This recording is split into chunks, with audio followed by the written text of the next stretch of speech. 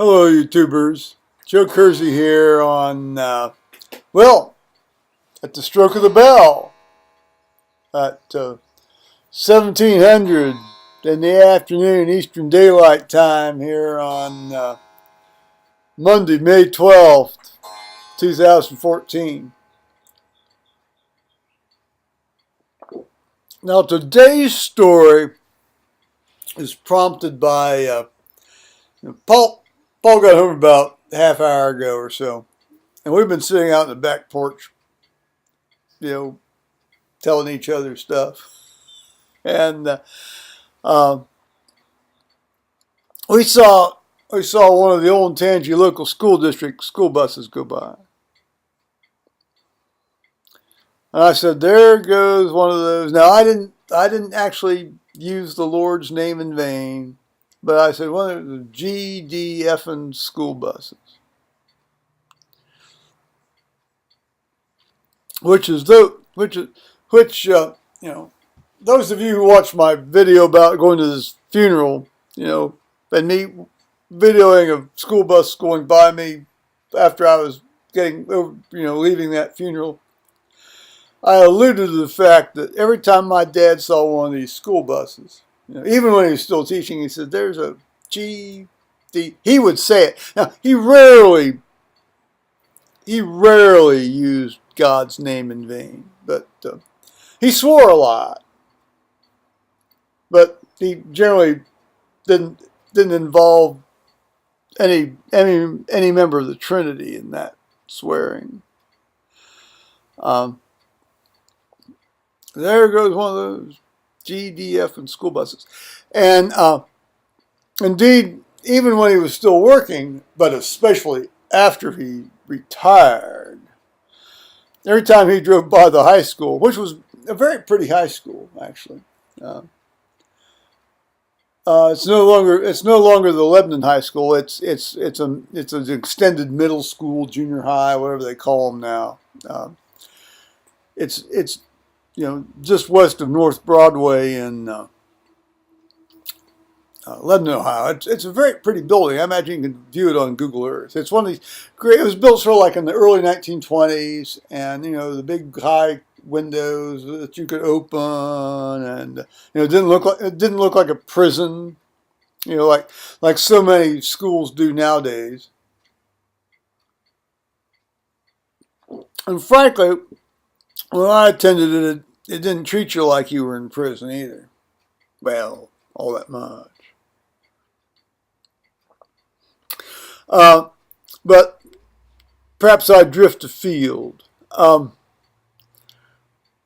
Anyway, I got thinking about school bus adventures. Now, normally I would go to school with my dad or my mother, and I would generally come home with them. I would either, walk over to my mother's place, or I would, walk over, from my elementary school to my dad's, to the high school, which is just immediately adjacent to that elementary school property.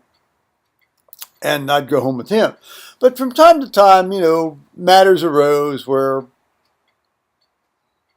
it's better if I just go home on the school bus and not tie them up, ferrying me home. And this was one of those days.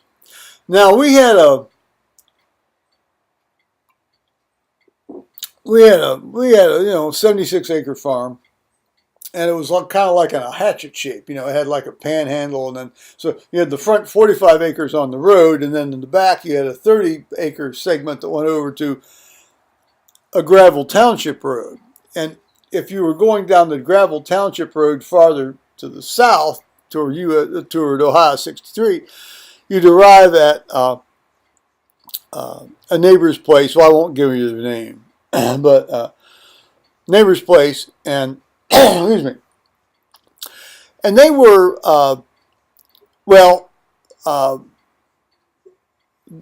they were half Cherokee Indian. And they farmed. They grew, basically they grew beans and had some hogs. Basically, that's pretty much what everybody did back in the early '60s. If you're smalling, farming a small farm. And all right, that's fine. And they were one of the few people that my dad ever let just sort of have free run of, the place as far as hunting and wandering around and that sort of thing. Going, swimming in the pond, ice skating on the pond, that sort of thing. So, great, great folks. Absolutely great folks.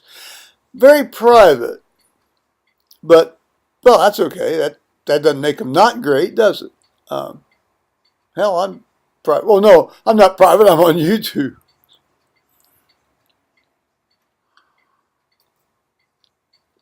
So anyway, this was in fourth grade, and before we get into the actual bus ride story here, we were remarking on how the Olentangy school buses generally run around pretty much empty, or at the most, a sixth filled or a fifth filled. These things seat generally 70 or 66 or something, and you almost never see these buses with more than 10 kids in them. Now, admittedly, perhaps I'm seeing them at either the very beginning of their route or at the very end of their route, and so I'm seeing them with very few people in them. But I go around during the day enough that, when I do see these things, you'd expect to see more than about 10, 12 people in a 70-person bus. And I thought, well, that's just another example of the profligate spending up here, at Olentangy. Now, admittedly, we have a fairly wide-flung district, but come on, I got thinking, well, hire, go go buy some of these Econoline vans like the hotels use to drive people back and forth to the airport.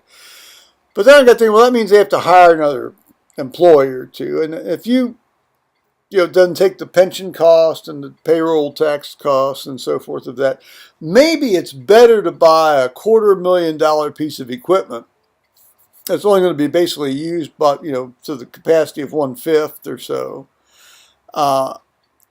Then, and you amortize that capital cost out over, the life of the bus, rather than have the ongoing expense and certainly the pension expense of an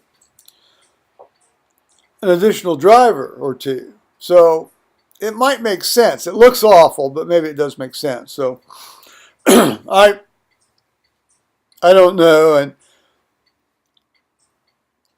I haven't done the numbers, and I'm not that swift in that sort of accountancy stuff to run those kind of numbers, but it just doesn't seem right to me somehow. Well, in any case, we got talking about where people keep the school buses. Well,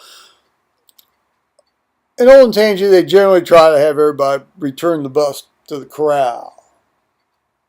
And in Lebanon did that too, where I grew up. The town I grew up, they generally try to have you return the bus to the corral.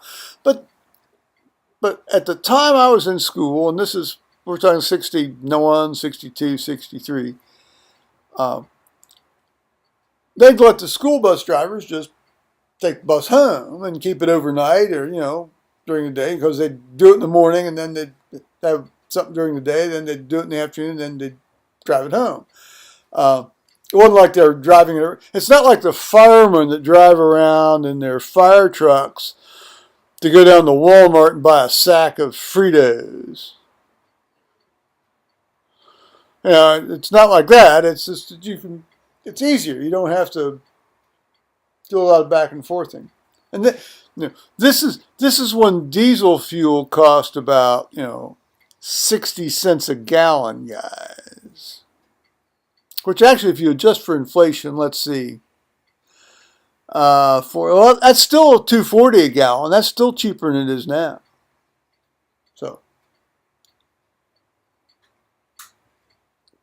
So anyway, to finally get to the story, as is often the case, where I take a while to wind into these things. And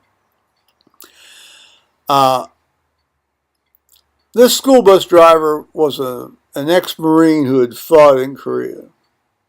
That right there pretty much tells you about 85% of the stuff you need to know about this man. He's one of these guys that had the shaved sides and the flat top, and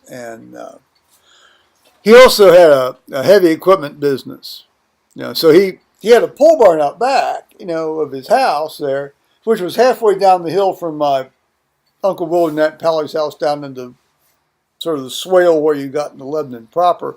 As you came in going east on Ohio 123, and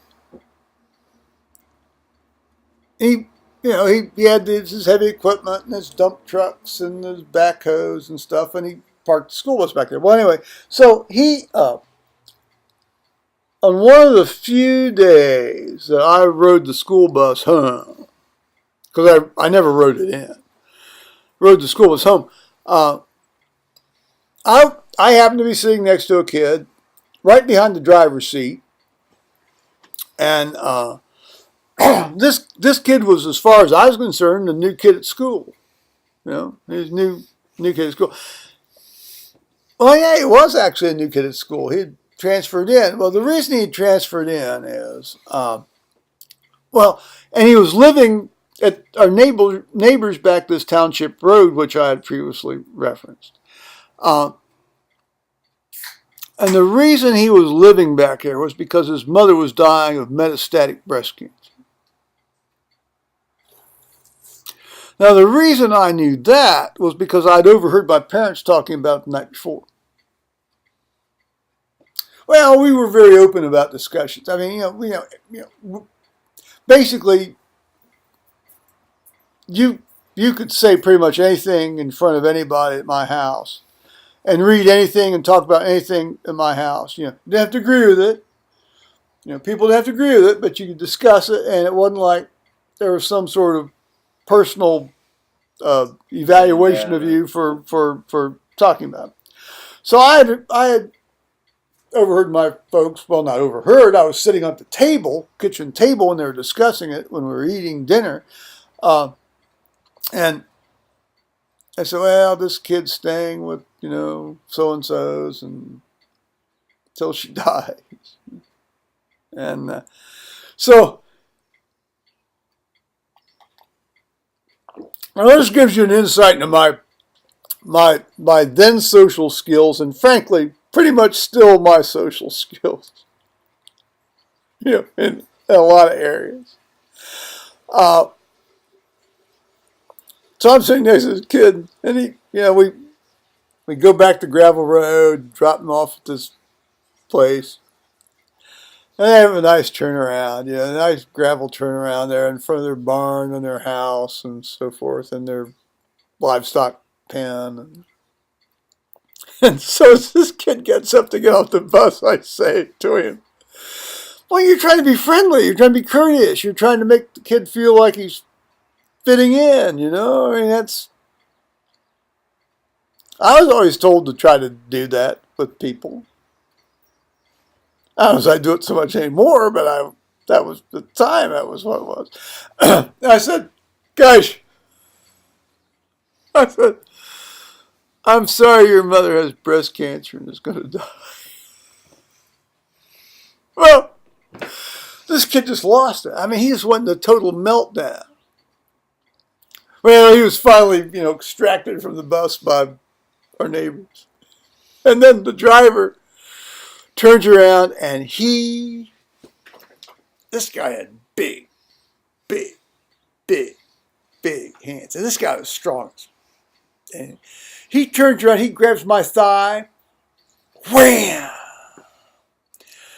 And just squeezes it. And then he takes his fist, and he turns around, he just punches me in the thigh. He didn't get out of his seat while he was driving. He wasn't on the move when he did this. Thank the good Lord he didn't get up and, come at me, At your face. Yeah, front on. Nowadays, of course, he'd been fired. But I learned a valuable lesson there. You know, watch what you say. Well, I said I learned it. I didn't say I necessarily follow it. but you know, I learned it. So, boy, that bruise took a long time to heal. Like, it was a big bruise. So, watch out for those school bus and those school bus drivers. Especially the ex-Marine ones. Well, you know, God bless the ex-Marines. Yeah, I don't know if he's up there on the Chosin Reservoir or not, you know. The guy that helped train me was. He said when he saw all the Chinese coming over the border, he wasn't any too happy about it. So, on that note, bye-bye, YouTubers.